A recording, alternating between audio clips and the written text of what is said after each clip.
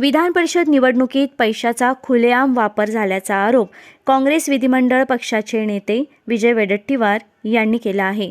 नगरसेवकांना लाखो रुपयांची ऑफर देण्यात आल्याच्या चर्चा सर्वत्र सुरू असून काही ठिकाणी 5 लाख ते 15 लाख रुपयांपर्यंत व्यवहार झाल्याच्या चर्चा आहेत.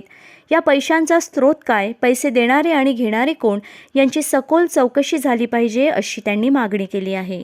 जर हे उमेदवार विकले गेले तर कारवाई दोघांवरही व्हायला पाहिजे, घेणाऱ्यावरून आणि देणाऱ्यावरून. दोन्ही जबाबदार असतात, लाच घेणारा असतो आणि लाच देणारा असतो. जर विकले गेले त्यांची चौकशी व्हायला पाहिजे, एक गोष्ट. दुसरी गोष्ट अशी की जे उमेदवार उभे केले ते जर त्यांना एकतर उमेदवारच उभे व्हायला तयार नाहीत, कारण या प्रचंड शक्तीपुढे 10-10 लाख 15-15 लाखाचं जर मार्केट ओपन झाला तर कोण हिंमत करेल. शेवट कोणी ही निवडणूक म्हणजे आता काल सुधीर मुनगंटीवारांनी स्पष्टच भूमिका मांडली भारतीय जनता पक्षाच्या नेत्यांनी. ते तर हेच म्हणले की या निवडणुकीमध्ये जे काही चालतं त्यामुळे या निवडणुकाच होऊ नयेत विधान परिषदेच्या.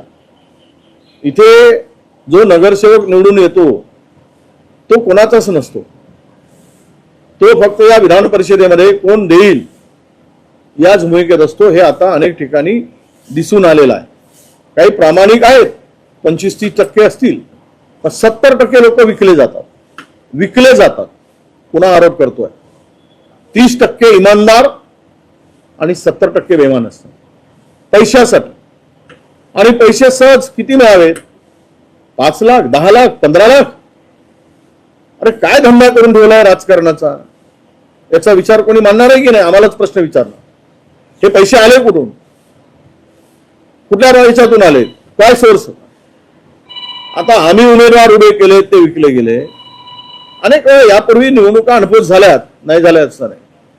पण आता उमेदवार बिना आपल्याच लोकांनी आपल्याच माणसाकडून पैसे मागत असतील, ज्या त्या पक्षाच्या, काय भारतीय जनता पक्षाच्या लोकांनी पैसे नाही मागितले, त्याही नगरसेवकांनी पैसे मागितले, तर देणार कुठून?